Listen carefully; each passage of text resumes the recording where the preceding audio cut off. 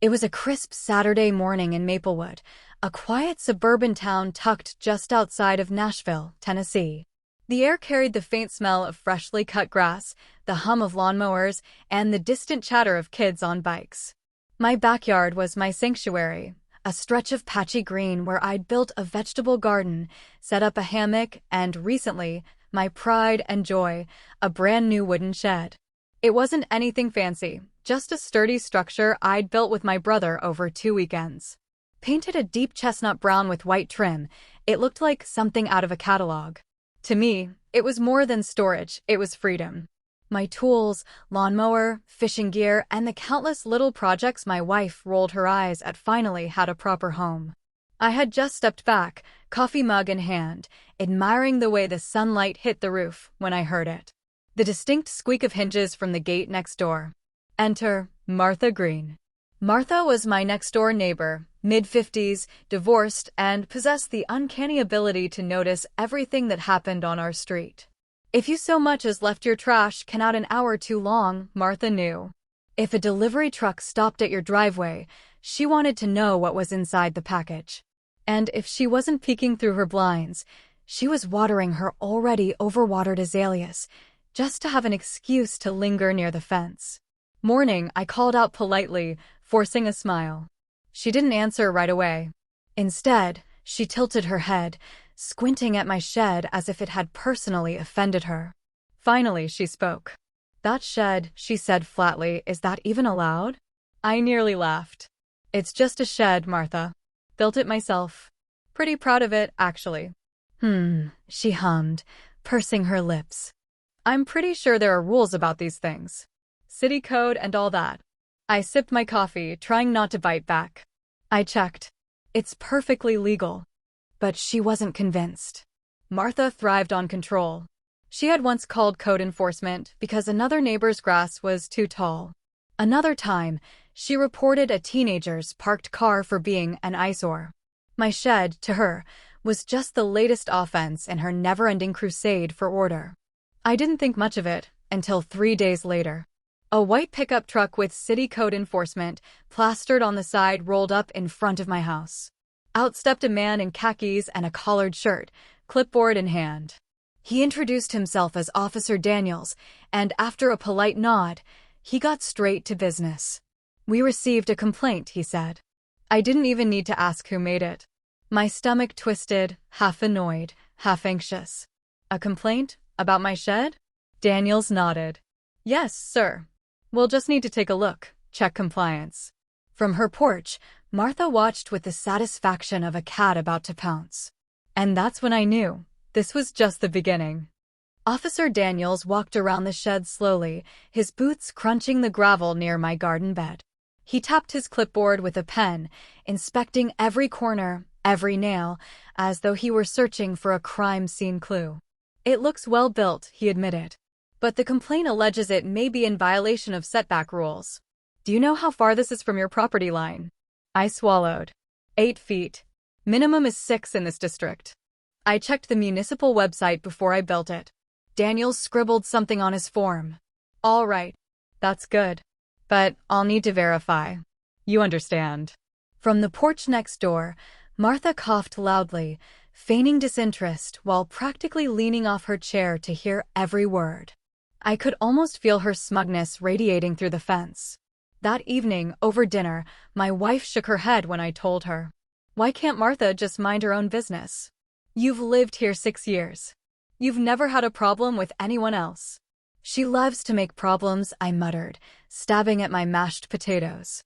"I swear, if the city makes me tear down that shed, I trailed off, because honestly, I didn't know what I'd do.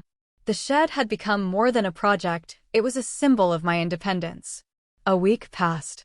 Every day, I caught Martha lurking near the property line, pretending to prune her hedges while sneaking glances. Finally, a letter arrived from the city. "Notice of hearing, potential code violation, accessory structure." My chest tightened as I read it. I was summoned to a hearing at City Hall. The thought of standing before a panel to defend my shed felt absurd. Yet, there it was in black and white. The night before the hearing, my brother Mark dropped by. He was the kind of guy who always had a beer in one hand and a smirk on his face. "You know," he said, cracking open a can, "Martha's been like this since we were kids. Remember when she tried to get Mr. Collins's trampoline banned because it was too loud?" "Same old story." "Yeah, well, now it's my shed on trial," I said bitterly. He leaned forward, eyes gleaming. "Then fight back. Don't just defend it, make it a spectacle. Turn the tables on her." The next morning, I walked into City Hall, palms sweaty, heart racing. The hearing room was smaller than I expected, with a long table at the front where 3 officials sat. Officer Daniels was there, papers stacked neatly in front of him. And of course, Martha. She sat in the front row, hands folded primly, eyes locked on me with the intensity of a hawk. The chairwoman cleared her throat. "Mr. Taylor, we've received a complaint about a shed on your property. Would you like to make a statement before we review the details?" I rose to my feet, every eye in the room on me. And that was when I decided I wasn't just going to defend my shed. I was going to expose Martha's obsession, her endless crusade against our neighborhood, once and for all. I stood, clearing my throat, feeling my pulse hammer in my ears. The panel of officials, 3 stone-faced people who probably thought they'd be spending their morning reviewing parking citations, looked at me expectantly.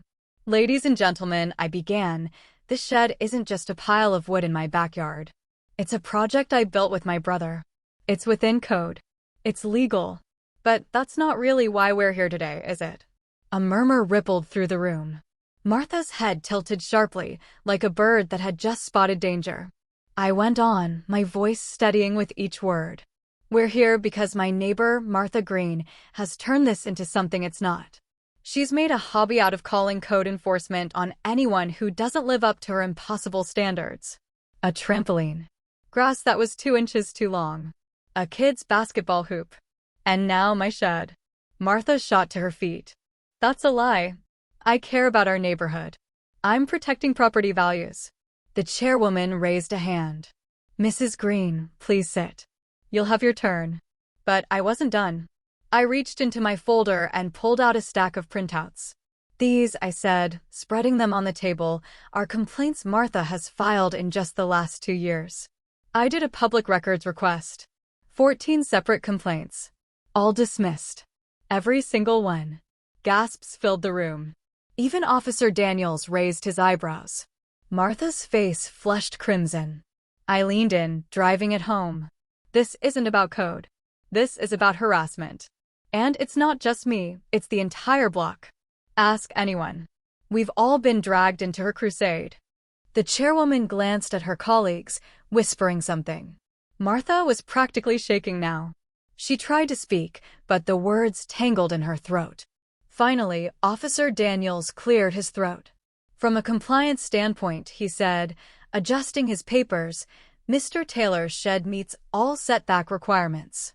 It's well within code. I see no violation here." Relief flooded me, but I stayed quiet, letting the weight of his words hang in the air. The chairwoman nodded firmly. "Then this case is dismissed."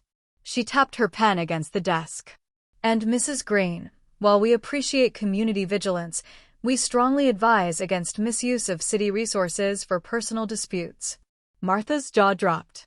The room went silent for a beat, and then a chuckle. It came from the back, one of the neighbors who had come to watch. Soon another laugh followed, and then another. Before long, the entire room was buzzing with muffled snickers at Martha's expense. I turned just in time to catch her storming out, her heels clicking furiously against the tile. She didn't look back. For the first time since this ordeal began, I allowed myself a small, satisfied smile. My shed had survived. But more importantly, Martha's reign of terror had finally been exposed. The morning after the hearing, I stepped onto my back porch with a mug of coffee and a grin I couldn't hide. The shed stood tall and unbothered, bathed in the golden light of sunrise, like a trophy in my backyard. For the first time in weeks, it felt like my little patch of Maplewood was at peace. Well, almost. Through the fence slats, I saw Martha's curtains twitch.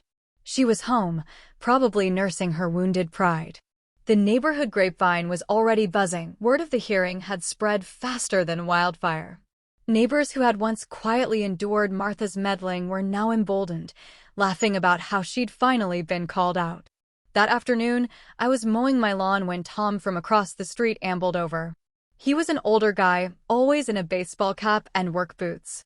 "Heard you gave Martha a run for her money," he said, chuckling. "About time someone did. She's been driving us nuts for years." I laughed. "Guess I just happened to be the lucky target this time." "Lucky target, maybe. But you stood up, and now folks know we don't have to tiptoe around her anymore." He slapped my shoulder. "Drinks on me this Friday." The days that followed felt different. Where there had once been unease on our street, now there was camaraderie. Neighbors stopped by to compliment the shed, offer to borrow tools, even ask advice on building their own. One kid from down the block painted me a goofy sign that read, "The shed that survived." I hung it proudly above the door. And Martha? She kept to herself. No more daily patrols along the fence line, no more pointed stares or passive-aggressive remarks about property values. Occasionally, I'd catch her outside watering those poor azaleas, but her eyes never met mine. She was quieter, smaller somehow, like a balloon that had finally lost its air. One evening, my wife joined me in the yard. She slid her arm through mine as we looked at the shed together. "You know," she said softly, "it's funny. You built this thing for storage, but it ended up being so much more." I nodded. "It's not just a shed anymore. It's proof that we don't have to roll over, that we can stand our ground." She smiled, leaning her head against my shoulder. "Well, I'm glad you did. And I'm glad it's still standing." The crickets chirped, fireflies blinked across the yard, and for the first time in a long while, the neighborhood felt truly ours again. The shed wasn't just wood and nails, it had become a symbol. A symbol of a battle fought, a busybody humbled, and a community freed from her grip. And every time I walked out back and laid eyes on that chestnut-brown structure, I couldn't help but laugh. Because in the end, the nosy neighbor who tried to take it down only managed to build me something even better, a story worth telling.